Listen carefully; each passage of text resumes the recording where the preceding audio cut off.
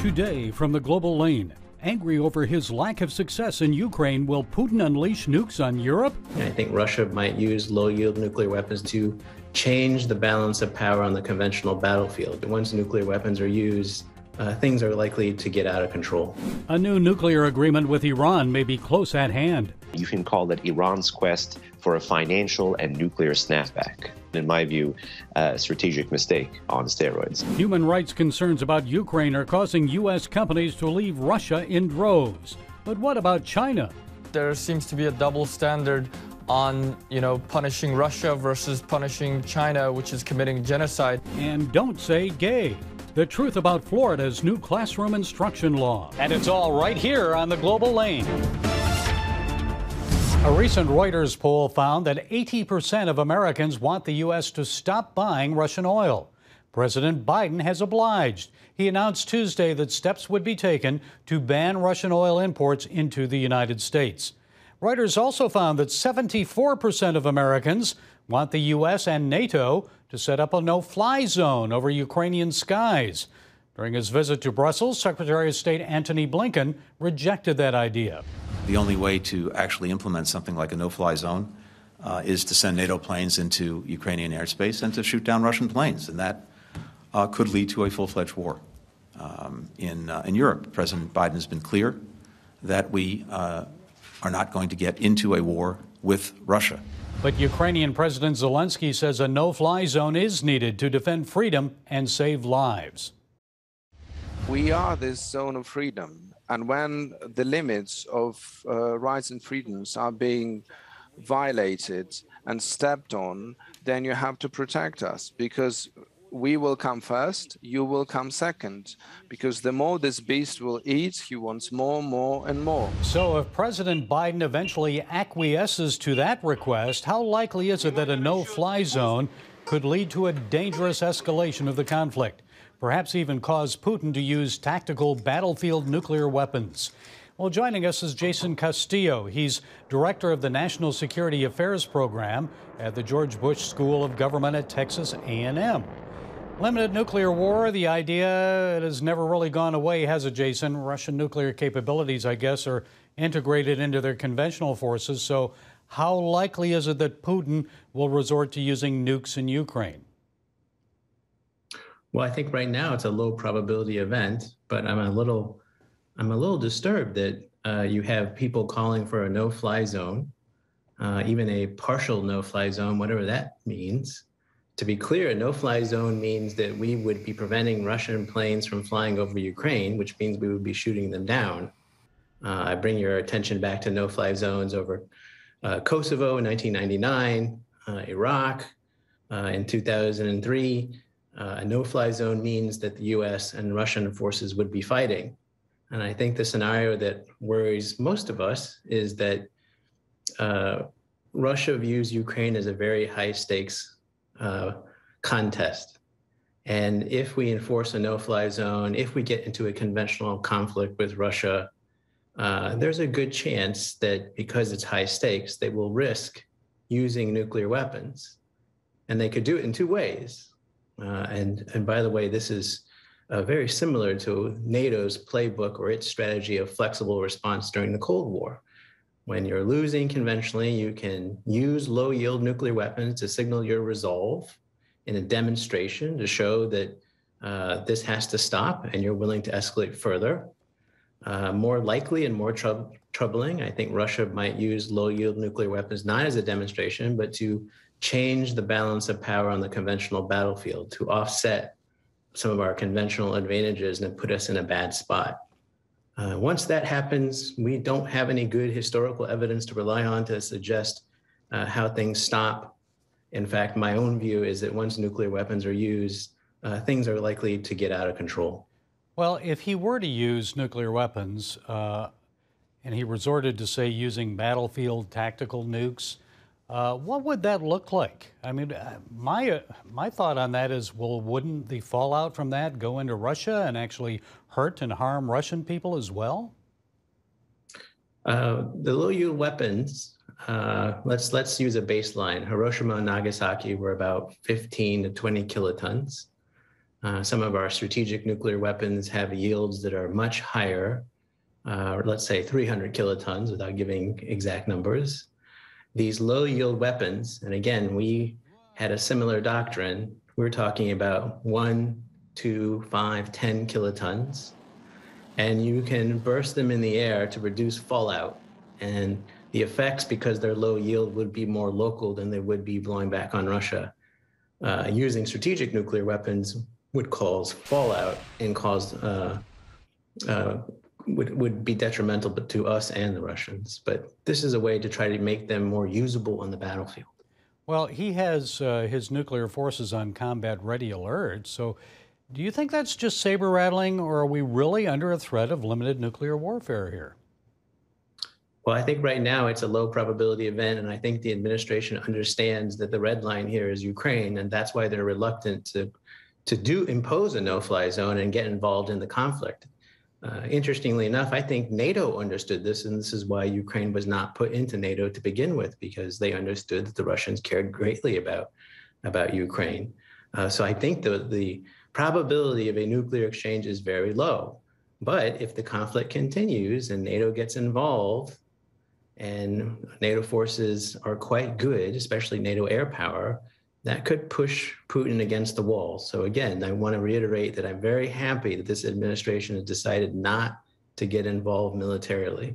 Jason, what about Poland sending these MiGs to Germany for use by the Ukrainians? Would that escalate? Yeah, that has the potential to escalate. The Russian military has complained that Ukrainian air forces are landing in Romania and then flying back over to do combat missions over Ukraine. It's not a stretch to see Russian military officials complaining about airframes coming in from Poland. This is an interesting case because, again, I think the administration was reluctant to do it, but the Poles came out in public and said, this is something we want to do, almost forcing our hand. An interesting little tidbit that a colleague of mine reminded me of recently is that in 2009, the Russians ran an exercise called Zapad 2009. And in that exercise, it envisioned a conflict with NATO, and Russia practiced using nuclear weapons against Warsaw. Okay, Jason Castillo, Director of the National Security Affairs Program at the George Bush School of Government at Texas A&M. We appreciate you. Thank you for spending time with us. Thanks, Gary.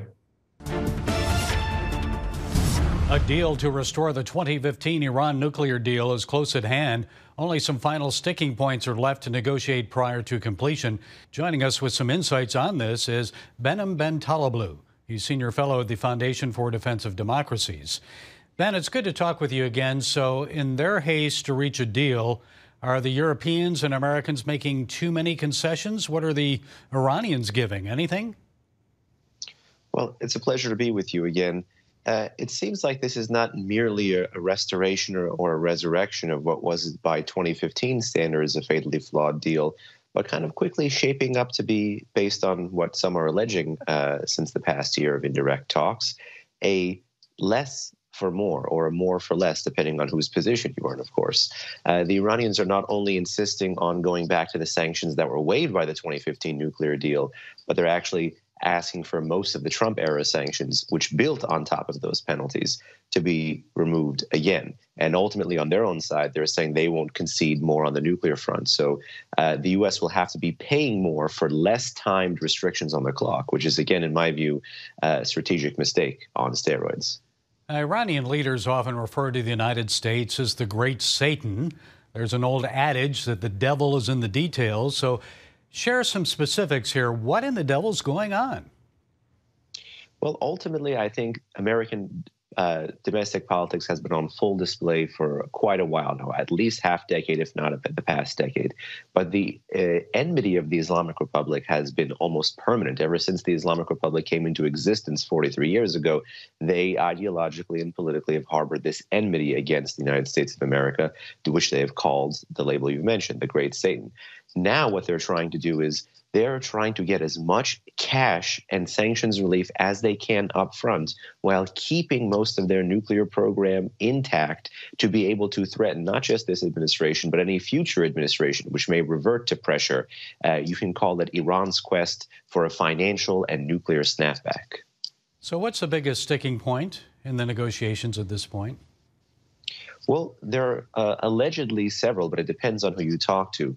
You know, the Russian ambassador said that a deal could be finalized within hours, if not days. I think he said 24 to 48 hours. But ultimately, the Iranians themselves say 98% of what could be a future agreement is already complete. As much as the Iranians want to deflect here, the ball is in their court. They could come back. They could change negotiating positions one more time. And in essence, who could blame them if Washington has changed its position to accommodate the Iranians so much over the past year? Haven't they resisted an investigation into what they've been doing there with their nuclear program? Most unfortunately, the Iranians have not only resisted an investigation, they've prevented access to certain sites. They don't have, appropriate explanations, even by, according to what the IAEA is saying, to undeclared traces of man-made uranium particles that the IAEA has found. They still don't have a good explanation for why they retained what the Israelis discovered and exposed, which is an atomic archive, basically past weaponization studies and experiments and plans. So there is a lot in Vienna, not on the political track in these fancy, historic, expensive hotels, but rather where the IAEA is actually headquartered there, which is in Vienna, that has not gotten the limelight. And I think the deal, again, stands to drown out this more important technical track of unanswered, outstanding questions. And if you don't have this blueprint of what Iran's past and present nuclear program look like, how are you going to try to restrict it with some kind of short-lived political agreement today?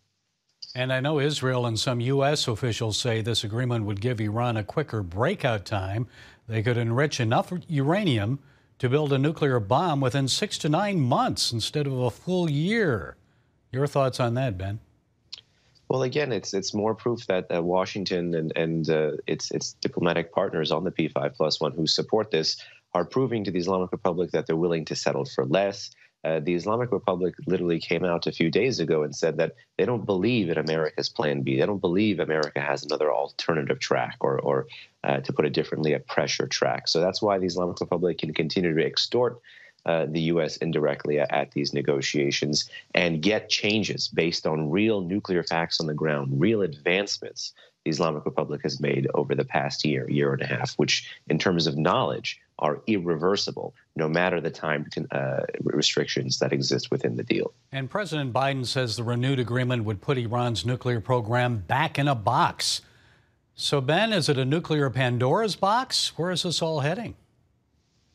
You know, this is really a house of cards here. We could come up with analogies all day, but ultimately, I think one thing is very clear, that the strategic reason the Biden administration wants this is to be able to buy time using more money to actually get less time on the clock, to pivot out of the region, to focus on other issues.